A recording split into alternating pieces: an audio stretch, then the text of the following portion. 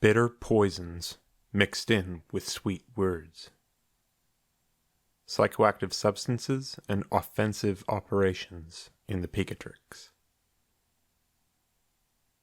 In the Latin West, starting around the 1450s, evidence begins to emerge in the written record of an increased awareness of, and in many cases, a disdain for, old texts on astral magic which had long before entered Europe by way of Andalusia between the 10th and the late 13th century. These texts had been circulated around the so-called clerical underworld, consulted by physicians, astrologers, and networks of underground conjurers who built talismans and performed rituals for clients in exchange for payment. In most cases, these books were carefully curated collections of magical materials pseudepigraphically attributed to various ancient sages like Plato, Aristotle, Empedocles, Apollonius, Hermes Trismegistus, and so forth. This was compiled in Arabic between the 9th and the 12th centuries, and later translated into European languages starting in the 12th century, just before such texts were quickly driven underground. Johannes Hartlieb, a Bavarian court physician who lived circa 1410 to 1468, gives us our first piece of evidence for this resurfacing in his book On All Forbidden Arts, Superstition, and Sorcery. Hartlieb wrote, "There is another noteworthy book on the art of negromancy that begins, 'To the praise of God and the most glorious Virgin Mary,' called Picatrix. It is the most complete book about the art that I have ever seen. This book was put together for a king of Spain, no doubt by an exalted doctor, for he has embellished the art with natural properties and with quotations from Holy Scripture, so that many quite learned men fully believe it is no sin. The book seduces many people to eternal damnation. Your princely grace should be particularly on guard against this book, for bitter poisons are mixed in among its sweet words. The book Picatrix is larger than 3 psalters. Oh, what a deceit and cunning Satan had to deploy in inspiring this book." Though one might expect the poison mixed with sweet words spoken of here to refer to a kind of spiritual poison which jeopardized the soul rather than a physical poison which ruins the body, what I hope to demonstrate today is that for the medieval Latin Christian mind, the line which distinguished these two types of poisons was somewhat blurred. In keeping with this fact, it should come as no surprise that the astrologer Abu Mashar, in claiming that there were 3 different Hermes Trismegistuses, said that the first built the pyramids in Egypt, the second was a Babylonian scholar, but the third was an expert on poisons. So a brief word is in order about our source, in case you're unfamiliar with the Picatrix. If you are a regular listener of mine, then please bear with me for a minute while I go through some of the basics. The Picatrix, or the Latin version of Maslama al-Qurtubi's Arabic Ghayat al-Hakim, The Goal of the Sage, is a medieval treatise on astral magic which was assembled from numerous books of aphoristic, metaphysical, natural philosophical, astrological, alchemical, and magical sources, some being traceable to their original authors, and others being pseudepigraphically attributed. The Picatrix is a compendious and systematic work, itself assembled by a wise philosopher, the noble and honored Picatrix, who compiled this tome from over 200 books of philosophy, which he then named after himself, according to the Latin text's prologue. By its own admission, the text is concerned as much with the theory behind magic as it is with the practice.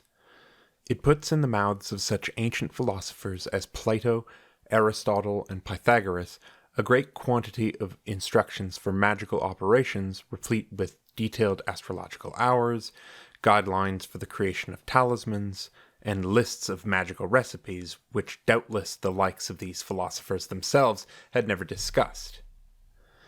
These were not the sanitized Platos and Aristotles of the 19th century philologist. These were figureheads of a literary tradition whose guardians were expressly concerned with effecting change in their world through the application of natural magic. For these men, elite men at that, magic was a morally neutral tool. It was one's ends, not one's means, which determined whether the use of magic was for good or ill.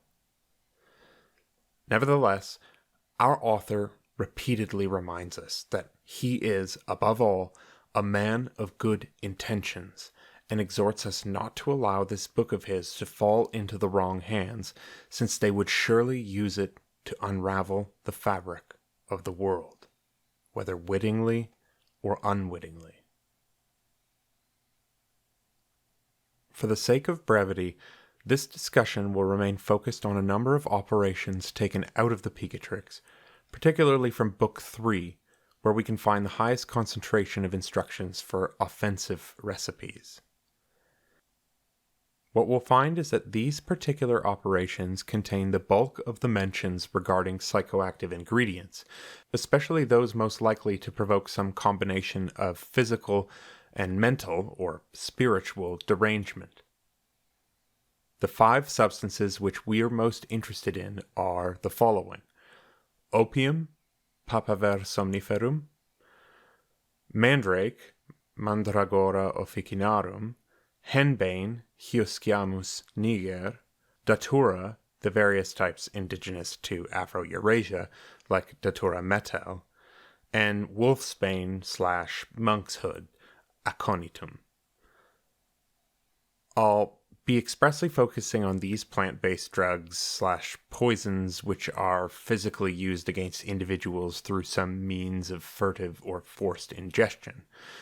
While there are a number of operations in Picatrix which tap into the properties of these specific plants to various ends, I want to focus on showing you instances in the text where acts of deliberate poisoning are implied. These are the kinds of paths which were available for resolving such disputes as magical feuds. Many of the Picatrix's offensive recipes involve destroying one sense or another, like blinding, or rendering someone mute, or ruining someone's spirit, that is, their minds, or making them feel as though they are being vexed by demons. In all these kinds of operations, it's the 5 aforementioned plants that recur again and again: the poppy, the mandrake, the henbane, the datura, and the aconite.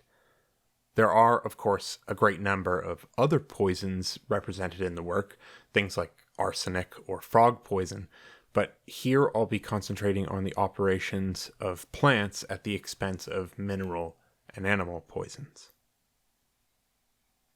Now, let it be known that I don't want to give the wrong impression with the subject I've chosen for this discussion. There are overall more operations dedicated to constructive rather than destructive ends contained within the Picatrix. In all this, I do not for a second wish to suggest to the uninitiated readers of Picatrix that it's a work dedicated to violence and nefarious ends. Its subject matter spans the totality of the known world at the time it was produced, and in that world there existed vengeance and violence as much as there existed trade, agriculture, travel, and healthy relationships. What stands here is merely highlighting one small subsection of the Picatrix's composite makeup for the sake of unpacking a specific issue. In early hunter-gatherer societies, among the people of antiquity, among people living in the present day, the topic of poisons and their remedies has garnered ubiquitous interest. One just has to take a quick look at the huge volume of literature specifically focused on arrow poisons to get a sense of that subject's popularity in recent decades. In some of mankind's oldest literature, in the tablets of ancient Mesopotamia and the papyri of the Egyptians, toxicological matters abound, both botanical and zoological. Sumerians and Akkadians used such poisonous plants as black nightshade and spurge. The Egyptian Ebers papyrus contains such poisons as metallic salts, opium, and black henbane. The dangers posed by rabid dogs, snakes, scorpions, spiders, these all loomed threateningly in the lives of the ancients, and men were all too aware of how such creatures might be weaponized against their unsuspecting enemies. One of the most often quoted sources in the Picatrix is Abu Bakr ibn Wahshiyya al-Nabati's Filahat al-Nabatiyya, or the Nabatean agriculture, also referred to as the Chaldean agriculture, since it was largely composed from Aramaic/Chaldean/Babylonian sources, though Greek and Indian sources figure prominently as well. Ibn Wahshiyya himself was an alchemist, translator, magician, and historian born in Iraq sometime in the late 9th century. He goes by many names in the Picatrix, all of which are simply garbled Latinizations of his name. Aben Razia, Aben Vazia, Aben Wahshiyya, Abu Bayr, Aben Wahshiyya, and so on. The Nabatean or Chaldean agriculture praises the old ways of the Babylonian civilization before the arrival of the conquering Arabs, and professes itself to be a compendium of ancient arcana. Ibn Wahshiyya was born into an Aramaic or Syriac-speaking family, and despite being a Muslim, he despised Arab culture. He thought them barbarous invaders, and he was very proud of his own ancestral Chaldean culture. On account of his travels between Baghdad and Damascus, and his stay in Egypt, Ibn Wahshiyya had the opportunity to absorb a great deal of contemporary science. If we should find it strange that his works are largely concerned with natural magic, and what we would today consider the supernatural or the superstitious, that's merely a reflection of our own modern prejudices against what constitutes true science versus pseudoscience. And this is an idea that wasn't really hashed out until practically the 1950s. Now, modern people tend to think of these writings as mixtures of scientific and magical matter, but this is a falsely dichotomous way of thinking that was not shared among medieval men.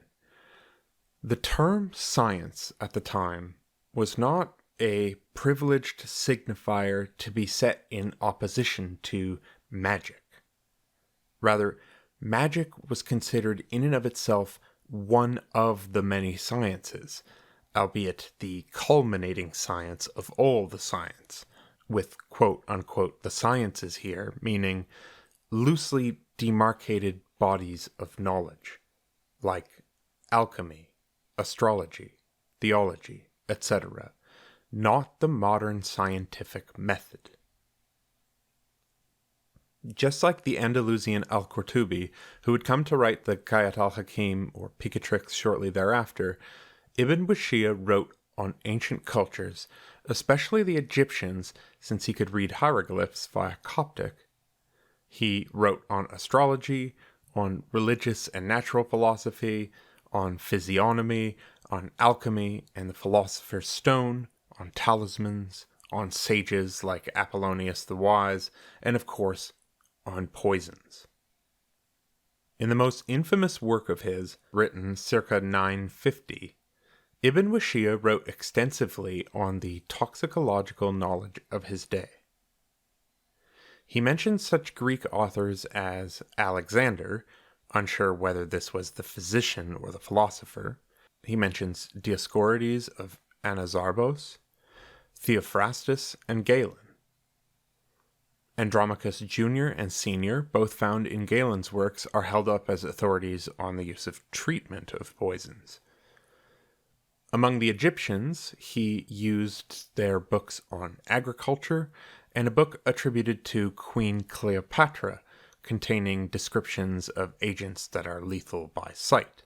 This is an alchemical treatise.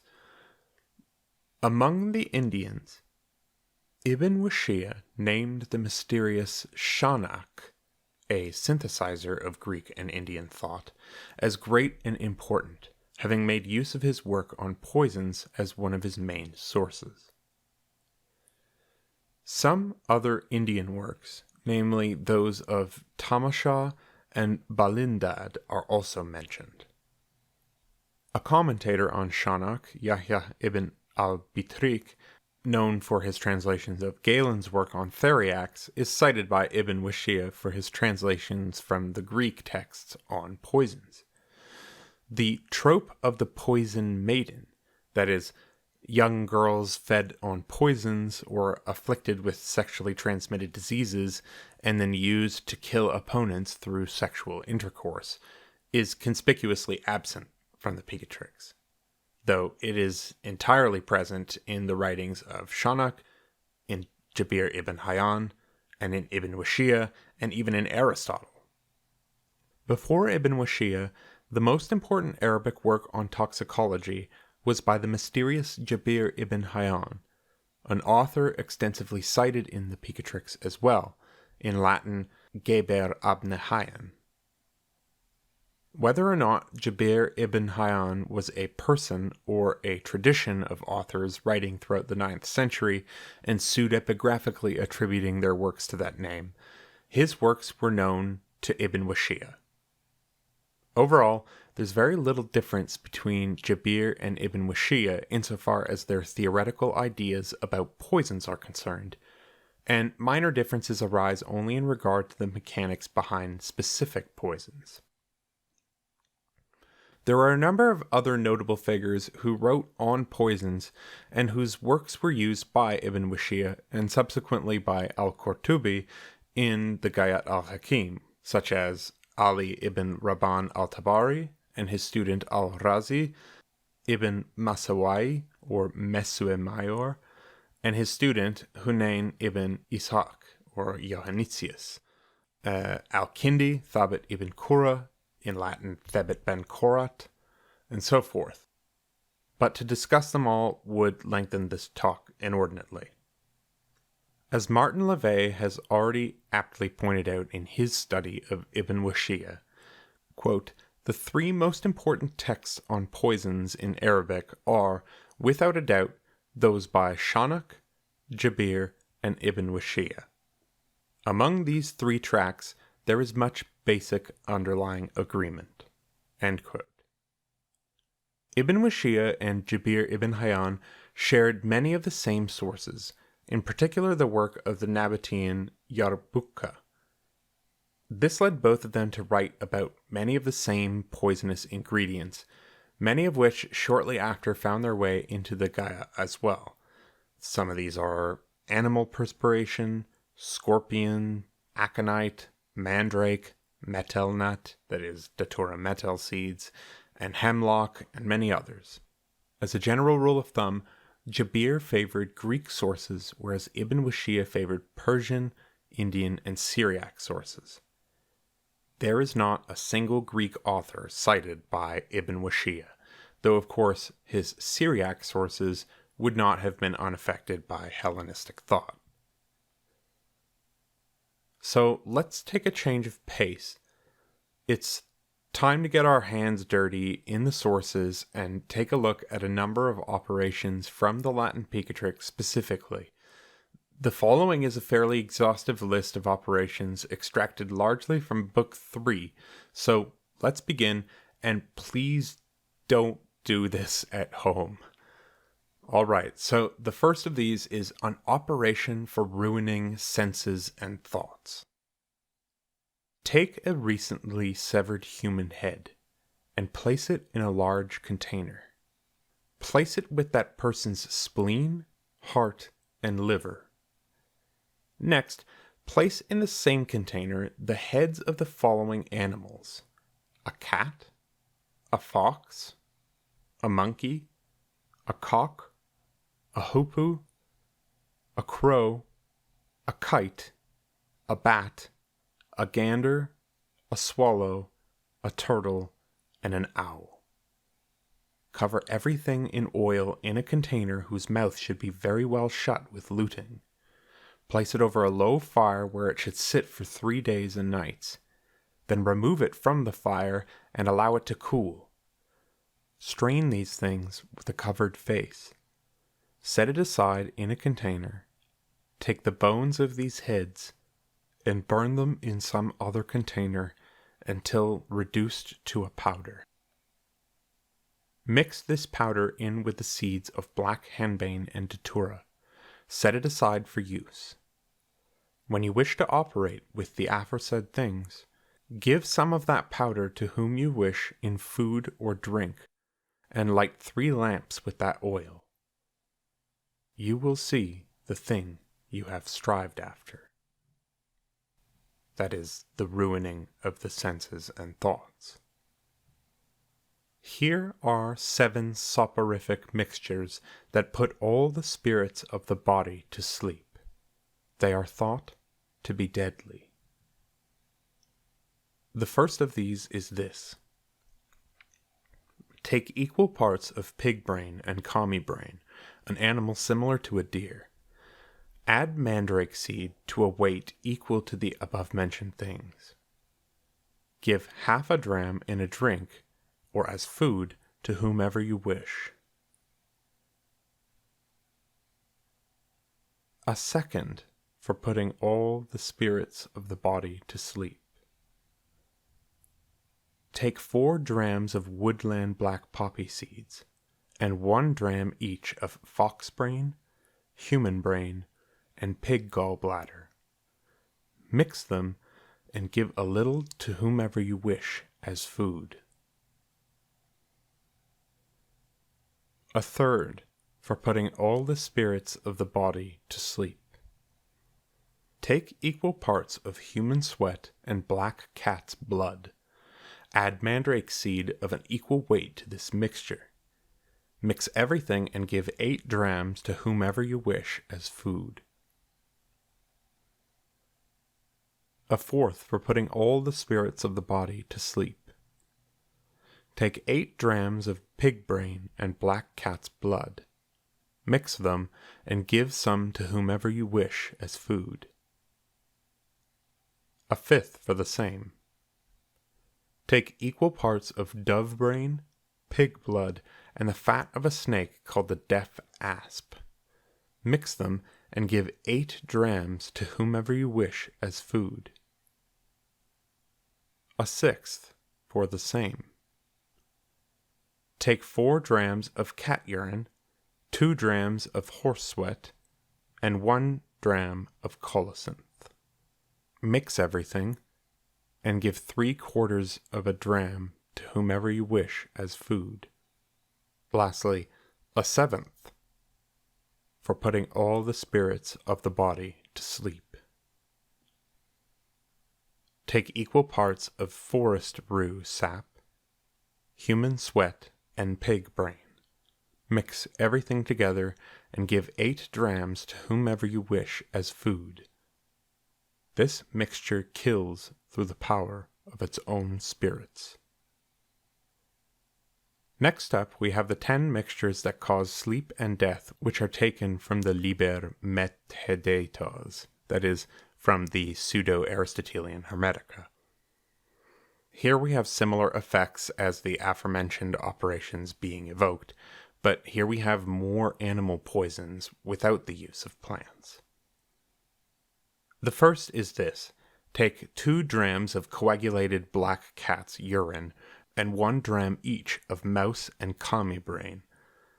Give 8 drams to whomever you wish as food. A second for sleep and death. Take equal parts of pig brain and sweat and the salt of human urine. Mix them together and give it to whomever you wish as food. A third for sleep and death. Take 2 drams each of monkey grease, dog brain, and the blood of a racanus or lagarius, that is, any large green lizard. Mix them together and give half a dram to whomever you wish as food, and so on and so forth. Alright, moving on, back to poisons which actually include the plants we discussed. An operation for rendering mute. Take 2 drams each of cock and bear gall, 4 drams of bat blood, half a dram each of lettuce seed, black poppy seed, and mandrake root. Liquefy the blood and mix it with the other things. Mix them very well and let them dry. Afterward, grind them up with a well-aged old wine and make pills to the weight of half a pound. If you give one of these to anyone in food or drink, they will swallow their tongues and be unable to speak at all. So note here, it's an operation for the destruction of a specific sense. Again, an operation for rendering deaf. Take equal parts of mandrake, cow gallbladder, and goat gallbladder. Mix and grind everything together and allow the mixture to putrefy. Give half a dram of it in food to whomever you wish, and they will totally lose their sense of hearing. Next up, a soporific mixture. Take half a dram each of opium and black henbane seeds, then 1/6 of a dram of nutmeg, gallium, and fresh aloe wood. Grind them up and blend them into a single mixture with the sap of green coriander. Allow this to putrefy in a jar such that its complexions and spirits are mixed with each other. Next, take it out of the jar and give half a dram in a drink to whomever you wish. They will sleep for a great span of time, unable to be awoken. Another soporific mixture. Take 4 drams each of datura, red arsenic, mandrake seed or husk, and black poppy, 6 drams of saffron, and 2 drams of henbane seed. Mix everything together and put it away for 3 days to rot. Once this time has passed, remove it and give half a dram mixed with wine to drink to whomever you wish. Another soporific mixture. Take equal parts of opium, mandrake husks, lettuce seed, branches of datura, sarcocoal, that is astragal sap, wolfsbane, and black poppy seed. Grind everything mixed together and blend with a quantity of well-aged wine to the weight of all of the above combined. Put this aside to rot for 7 days. Afterwards, remove it and give half a dram in food to whomever you wish. Another soporific mixture. Take equal parts of sap from henbane, mandrake, green coriander, lettuce, datura, and white henbane, and 1/10 part of all the said ingredients of opium. Mix everything together. Next, take jelly made from figs milled 4 times in a wine press where grapes are crushed. Take as much jelly as of the other ingredients combined. Mix everything together. Put it aside to rot until all its complexions and spirits are blended into one. Do not give any more than 1/4 of a dram of this mixture as a dose on account of its excessive strength from the spirits in the ingredients. Now, I said I wasn't going to talk about toads, but this particular operation is too interesting not to include in this discussion. So this is a deadly spiritual poison, that is, a poison that destroys the mind. Take 1 toad, stretch it out on its stomach over a post. Affix each foot with a nail, then hit it with a long stick. Little by little, it will swell up while getting angry, and it will spew forth a triple venom with a triple color. Place a dish under it and catch it. Finally, get rid of the toad. Letters, food, and other such things are deadly when you anoint them with this. When you set the venom to ferment in a lead vase, it becomes stronger. If you distill this fermented venom, it will penetrate more. If you extract the essence from it, it will be suited to your work. If someone puts a drop in hot water, it will work wondrously. After all the venom from innumerable animals and plants has been fermented, and you give a drop in hot water or in simple poisons, then it will activate quickly. The most powerful poisons are made from toad. Through this, a famous monk killed Pope Julius through the sun's rays. Poisons can be made to ferment with hot water, and afterwards, one drop can be given in a glass of wine. Okay, so another deadly poison, but now with our plants again. A deadly poison.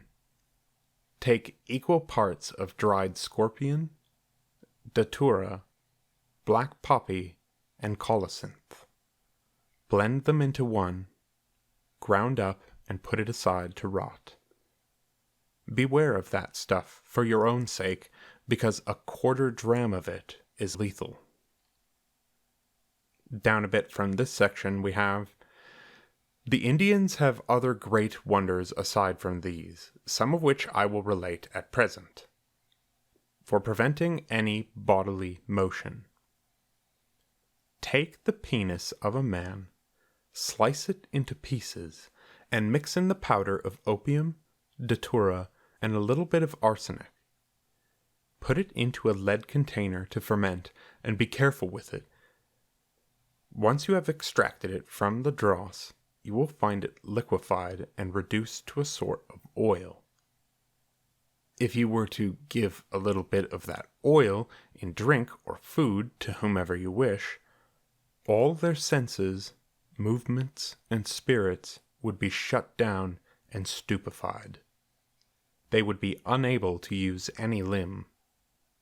The Indians would make many miracles with this oil, with other things mixed in, and by giving it in food, they would reveal the extraordinary things they desired. They would give it in food to whomever they wanted, and by this they would reveal what they desired from among untold things. They would even change a person into whichever shape or form they wished. Elsewhere, another deadly poison. If someone takes 1 grain's worth of wolfsbane, they will die within 4 hours, despite every remedy given afterwards, except fresh human excrement taken in a drink. Know that human excrement, fresh or dried, is generally good for curing all poisons except for the stings of the deaf adder, which it alone cannot heal. Rather, a bandage or very well crushed radishes must be placed on the bite, and the pain will subside. Darnel seed damages the brain, darkens the eyes, strips vision, and causes sleep. Some wicked men take equal parts of darnel seed, saffron, frankincense, and wine dregs. If anyone drinks that mixture, they will fall asleep. Their tongues will dry out such that they will be unable to speak or even stand. If another 4 things are added to those, mandrake, wild lettuce seed, black poppy, and the seed of henbane, whomever you give some of this blend will be intoxicated, senseless, and completely out of their mind. Ibn Wahshiyya, that is, Ibn Wahshiyya, speaking of this, recommended that this mixture be kept secret and not revealed to any wicked man. So, note the moral neutrality of poison use. It's okay when I do it, not when wicked men do it. So, if we consider the quantity of offensive operations in the Picatrix, there begins to emerge yet another reason for the work's notoriety and for all the discourse urging the maintenance of that work's secrecy. Not only must one keep these secrets safe on account of general safety, that is, so a fool does not pull apart the fabric of the universe through a magical operation gone awry, but also so that a poison might not be traced back to its author. In a world built on personal vengeance and blood feuding, secret poisonings could put an end to a long chain of retributive violence by making a debilitating or fatal attack appear natural or even supernatural. But this could have disastrous consequences if the poison could be traced back.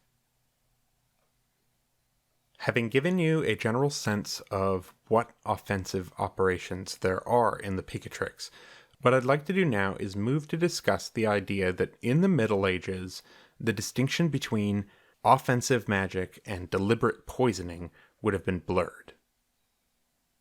What I mean by that is that it does violence to the intellectual currents of the past to merely identify the modern toxicological aspects of these poisons, to mention things like scopolamine or hyoscyamine, and all the while ignoring the purely magical mechanisms employed by a feuding magus.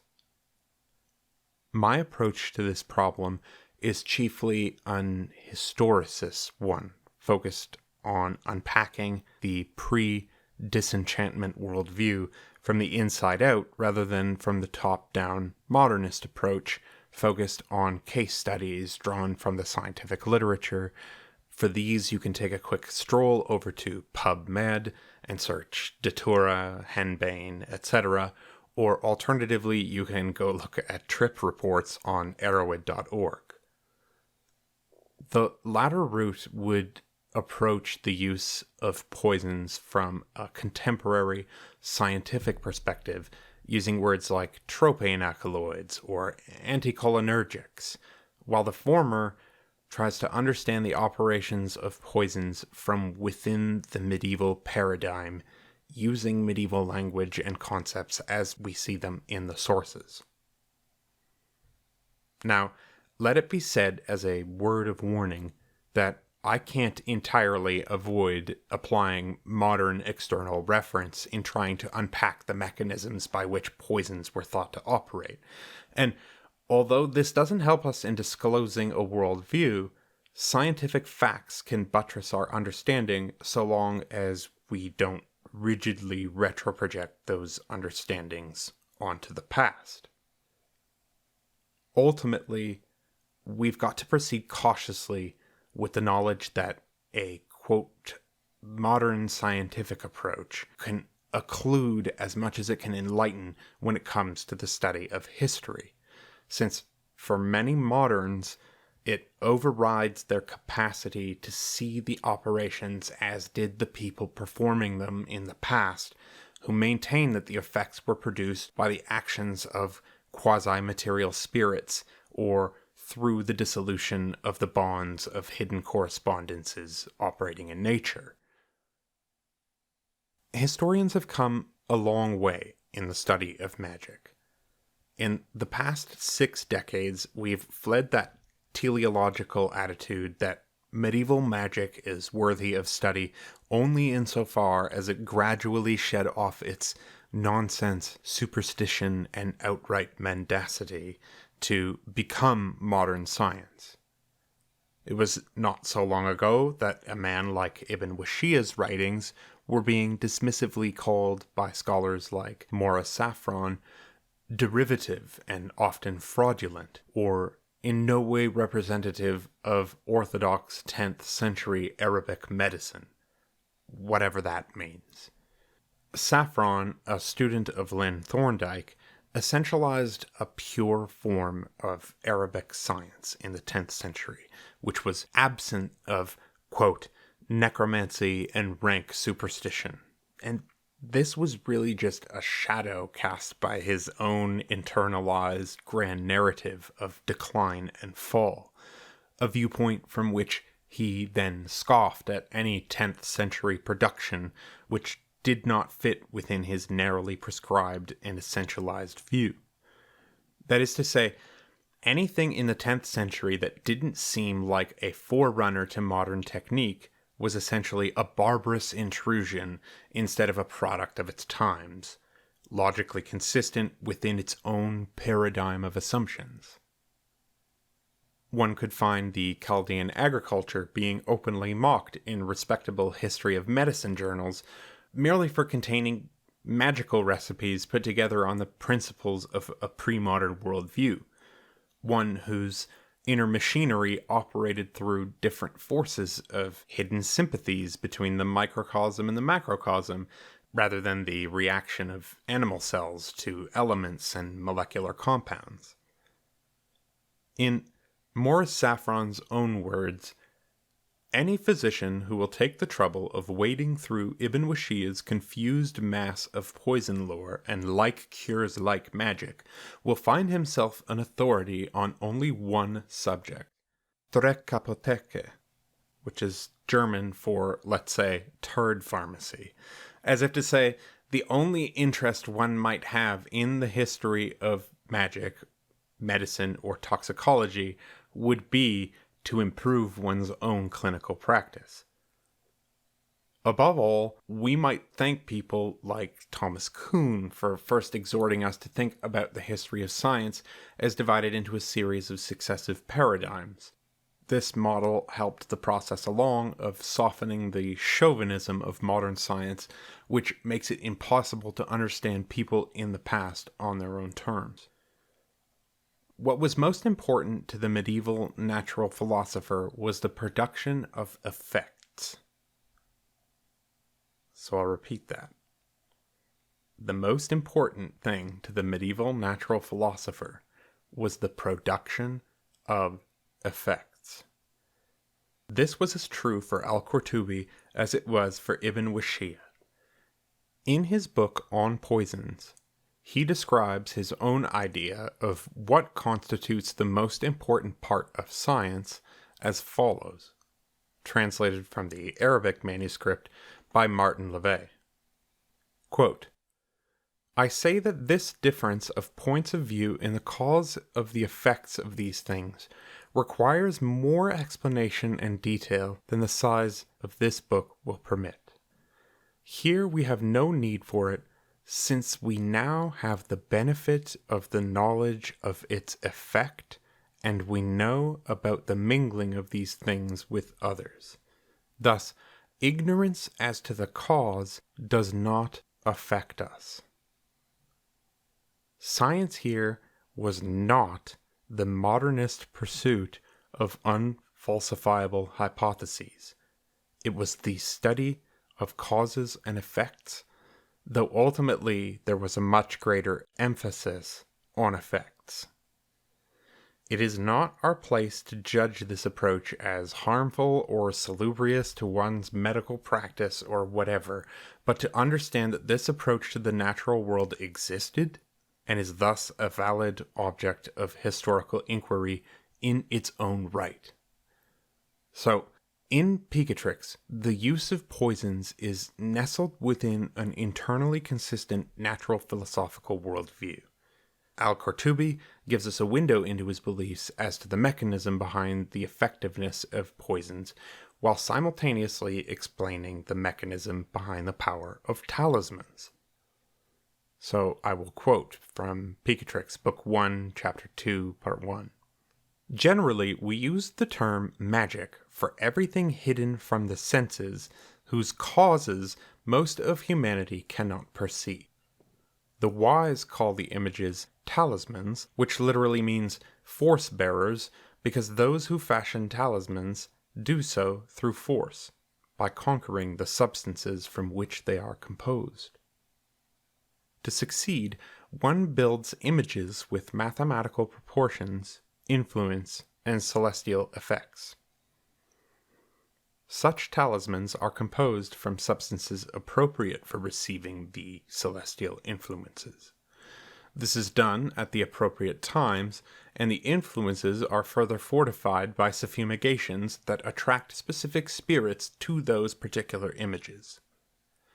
This works similarly to the elixir that overcomes matter and, by transmutation, reduces it to another, purer matter.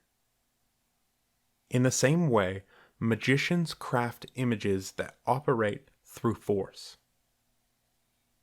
Poison works similarly when coursing through a body, changing it and reducing it to its base state, since poison changes one body into a different body through the power of its composition. End quote. To al-Qurtubi then, the talisman, the infamous elixir or philosopher's stone of alchemy, and poisons, each operated on the same principles of sympathy, that is, of like attracts like. Poisons, like all other material substances, were thought to be complex compounds resulting from the myriad ways the four base elements, fire, water, air, and earth, could be configured and conditioned by astral influences. These substances were poison insofar as, once administered, they caused other complex structures within the body to be broken down and reduced into their constituent parts. Not unlike how today we understand that molecules of aerosol propellant rip through ozone, O3, causing them to break down into oxygen, O2, and lose the properties which are unique to O3. This, of course, is merely an analogy. In simple terms, poison was thought to operate by transmuting one vital bodily substance into a non-vital one, causing blood to putrefy in the veins, for example. Astrology was vital to the creation of poisons and their antidotes for all of our authors, because astrology was vital to the composition of all things. They considered it a kind of skeleton key, which was used to unlock the secrets of all science. And this was no mere mystical flavoring to a materialist conception of the world. It was the universally agreed upon map by which the sages could map out the spiritual matrix which comprised the reality their senses perceived through long intergenerational cycles of observation. Al-Qurtubi's view is mirrored, or perhaps foreshadowed, albeit in a more fleshed out manner, in Ibn Wahshiyya's technical description of how he believed poisons to operate. Again, Ibn Wahshiyya is important for our purposes because his book, The Chaldean Agriculture, was one of al-Qurtubi's main sources in assembling the Gayat al-Hakim, or Picatrix. So here's what he has to say in his book on poisons. Know that a poison is overpowering in its nature. The latter is resident in the directing strength of animals' bodies, or in something which arises from the mixing of the soul in its makeup with its uniting substances according to the influence of the stars. It is not an accident, but it exists permanently. Poison is something which overpowers and destroys that which is called the life force of an animal. When it overcomes this force, the functioning of the organs of the body is disturbed. The liver, the stomach, and veins cannot function, so that the strength of the heart, liver, brain, arteries, warmth, and sinews cannot be transported throughout the body as they were previously. The quality of this condition is the characteristic of death, since in consequence of these things, it corrupts the breath, which gives rest to the body. Then the life of the animal is affected without delay. This is the definition of poison. Al-Qurtubi, like Ibn Wahshiyya before him, believed that poisons could be reversed through more than merely physical remedies, though that's only if we first allow ourselves to create a dichotomy between the astrological and the physical. Talismans, wax seals, sigils, or even the chanted incantations of barbarous words could, by drawing down the antipathetic virtues from the heavens, neutralize poisons which upset the balance of humors of their victims. Ibn Wahshiyya wrote how poisons can kill the 4 simple humors and the 4 compound ones. Consequently, specific words, just like cautiously wrought talismans, were believed through the power of sympathy to be able to draw down the correct astral influences and to overcome the natural complexion of any given poison, provided the right words were being selected to draw upon the correct astral influences to combat the correctly identified poisons. Instructions for the composition and dissolution of poisons nearly always necessitate some specific planetary aspect or conjunction. In one instance, Ibn Wahshiyya advised reciting the incantation of the charm master, Dabat, while passing a rod over the bodies of viper bite victims. The Picatrix tells us of 2 separate remedies for the venom of scorpions. In Book 1, Chapter 5, Section 26-27, we're told about a certain man from the land of the blacks who recommended, quote, writing a simple name on a tin tablet, and when someone was stung by a scorpion, this man soaked the tablet in water, which he gave to the stung man to drink, which healed the victim at once. This man said, too, that when he did not have a tin tablet, he wrote the names of things that can be drunk, such as saffron, on a clear glass plate with chalk. He gave the drink to the sick man, and his pain ceased immediately. So here we can see a way in which the neutralization of poison was not so much contingent on the chemical neutralization as much as on the astromagical or sympathetic neutralization. The text goes on to say, "Were it not for fear of being verbose, I would recount the wonders that he performed with those names, because he gave those drinks to numerous men. I could not name them all in brief." Al-Qurtubi then goes on to list a number of these magical names or words, along with the correct astrological times in which they are effective. Later on in Book 2, Chapter 1, Part 2, he tells of another unnamed sage who, while traveling to Egypt, had met a young man from India who shared his interest in magic. When dealing with a victim of scorpion venom, the young Indian took a cloth from out of his bag, in which were wrapped a great many sigils or seals, which were similar in scent to incense. He ordered that the victim be given it in a drink, and the man was healed immediately. This sigil was said to be imprinted with the figure of a scorpion from a bezoar stone signet ring made of gold.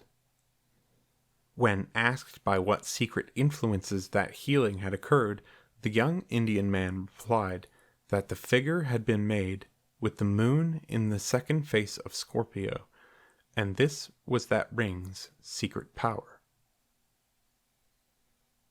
Through examples such as these, we can see that if we are to understand how poisons were believed to operate from within this natural, magical, medieval paradigm, we first and foremost need to look at the texts on their own terms, and only thereafter add information from our various contemporary scientific understanding for a complete picture. Again, I don't want to beat a dead horse. It doesn't help our understanding to merely call these operations magical, other than to signal our level of disaffection with previously predictive and useful scientific paradigms. In this world, the natural and the magical were inextricably intertwined. Ibn Wahshiyya's book on poisons was written with the intention of instructing his son in that art.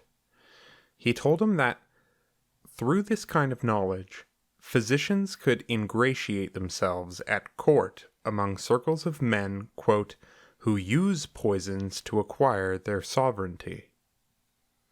If we can take this famous sorcerer at his own word and believe what he wrote, something the scholar Morris Saffron refused to do because he felt the tone of his speculations on the origin of medicine is, quote, sycophantic and even servile, we come away with the advice that the best way to defend ourselves from the sword would be to learn to use the sword.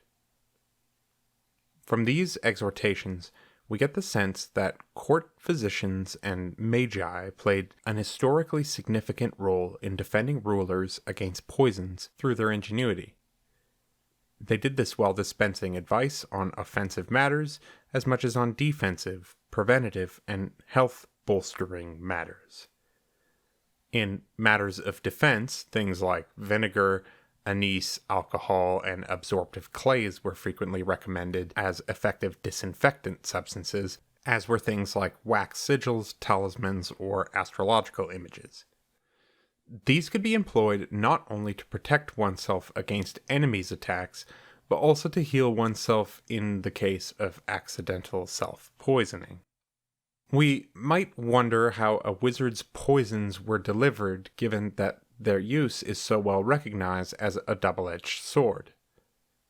You can read Adrienne Mayer's book on biological and chemical warfare in the ancient world to see how prevalent self-injury, blowback, friendly fire, and collateral damage are as recurring themes throughout the history of the human attempt to strategically harness poisons. One hypothesis that I hold is based on an essay by Deborah Blumenthal, which highlights through municipal documents from Valencia how slaves were often employed in carrying out the dirty work of their masters' feuds.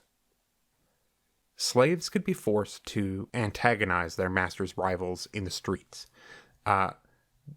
This could involve everything from dumping a chamber pot on them to killing them outright with weapons.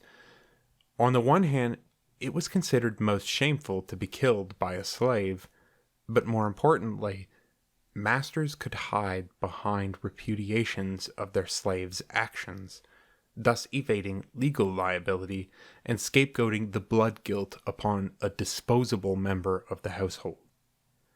The life of a slave served as a kind of insurance policy which shielded a master in an attack gone awry. If a poisoner was detected, or if a poison backfired, the master could always feign ignorance and let his scapegoat take the blame. It appears the most frequent target of attacks consisted of water supplies and food, which could easily be spoiled. A wizard or his agent could poison merchandise, like spices or cloth, and send them to his enemies, as the mythological figure of Nessus did to Heracles. Poisonings like this could have been considered exceptionally heinous within the context of a pre-market gift exchange economy, since they gouged at the levels of trust required to uphold such a system of informal bonds.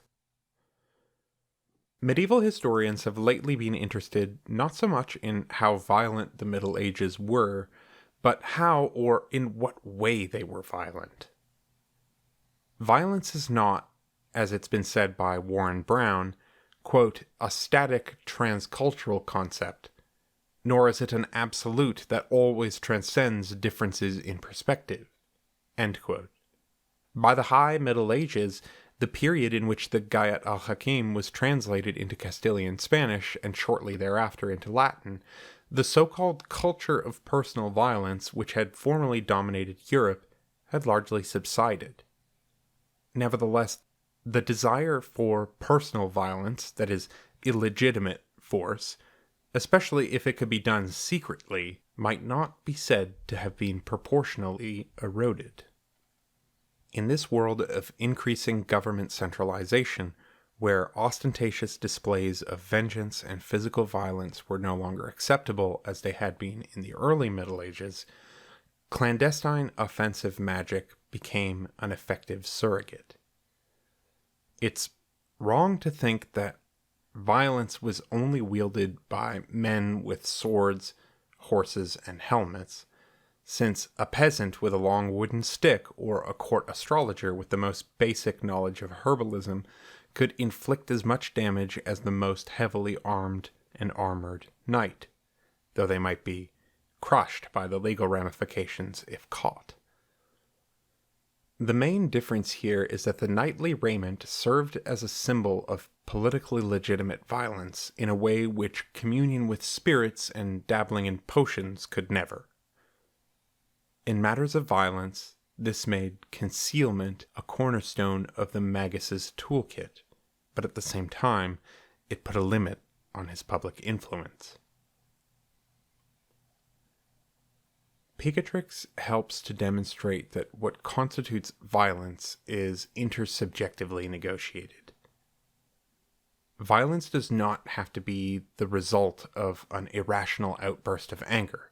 Often it first has to be shaped, produced, controlled, and manifested in accordance with different cultural frameworks.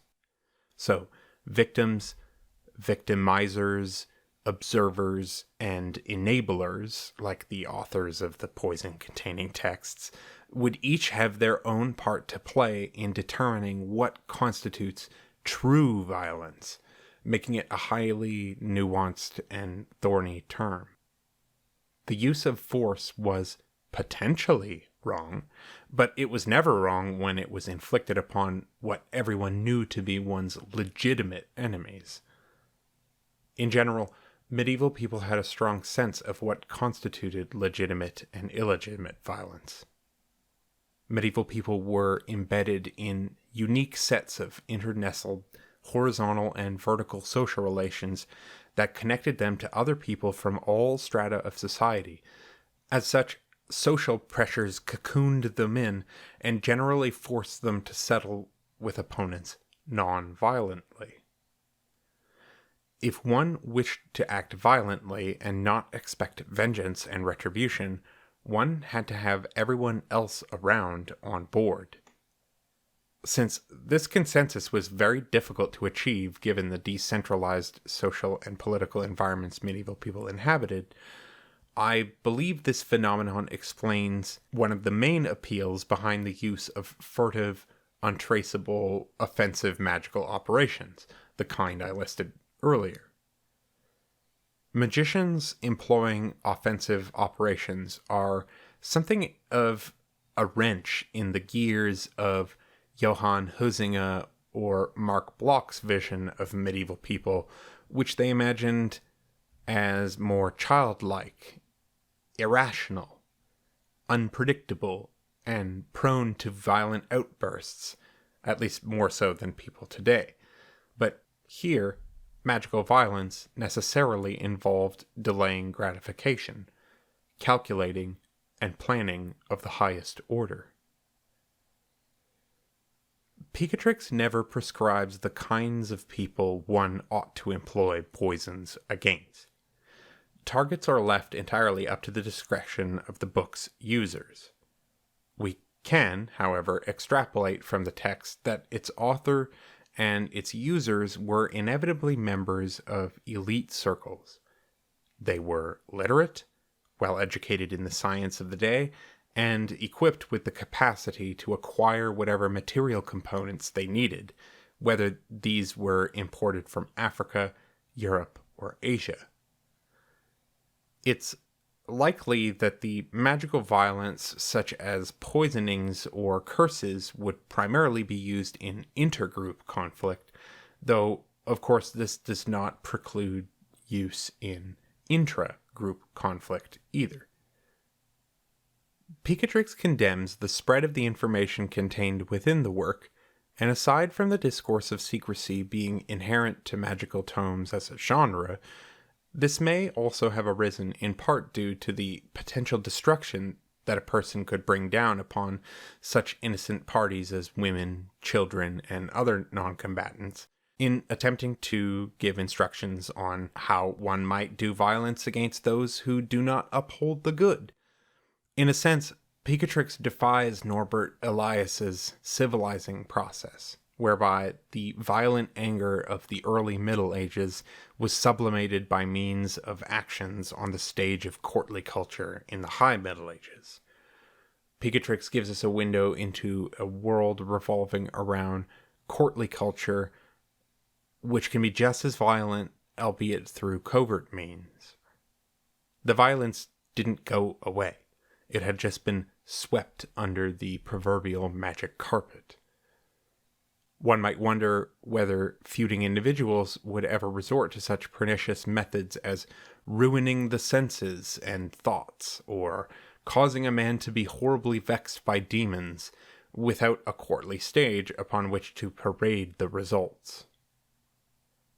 It was not uncommon in the Middle Ages to enact vengeance without recourse to physical violence, and magicians were certainly not the only ones to do so.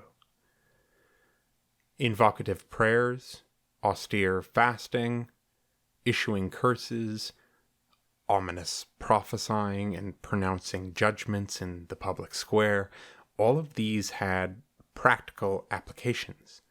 However, these were nowhere near as practical as being unwittingly fed a cocktail of scopolaminergic drugs by some rival at court. Now, working as a magician in no way meant one was far removed from health and safety hazards. Richard Kiekeffer, who's written extensively on the hazards of medieval magic, asked himself the question, why did people, typically after years of impunity before being caught, eventually run afoul with the law? Well, this is rather context dependent, but we often find that it was because most specialists had to attract their own clients, and they partly did so through their own notoriety. So here's a quote from Richard Kiekeffer.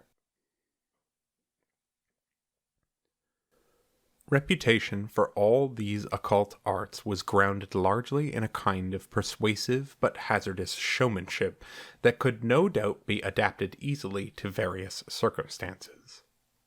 As a given magician's sphere of influence grew, so too in proportion did their risk increase of eventually souring a relationship, usually by failing to deliver results, causing them to be turned in to a nearby judge, imam, inquisitor, who happened to be around and would take on the case. In most cases, Kiekeffer writes, quote, the public expression of malice gave rise to the question of what else the malefactor was doing in the privacy of her chamber. Kiekeffer then lays out the various harms which magic was believed could, or could in reality, effect. Love magic, for example, might sometimes leave the magician's target demented, as if they were a victim of the misuse of a powerful hallucinogen. All these combined hazards led to the general demonization of the magician, whereby magic per se, even in forms that might seem innocent to an observer outside of the culture, could be viewed as inherently diabolical because it was taught by demons, instigated by demons, and made possible through the agency of a will to harm, and it decries behind that will a yet more sinister urge toward gratuitous evil. Evil for its own sake, which is the chief mark of the demonic. It was this particular aspect of the magician, of the invoker and treacherous poisoner, which ultimately culminated in the stereotype that fueled the witch craze of the 16th century.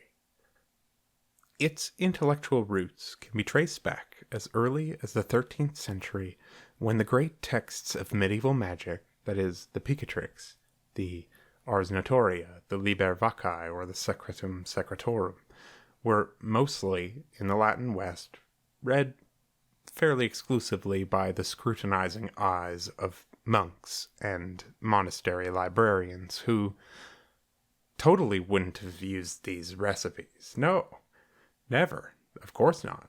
Not at all.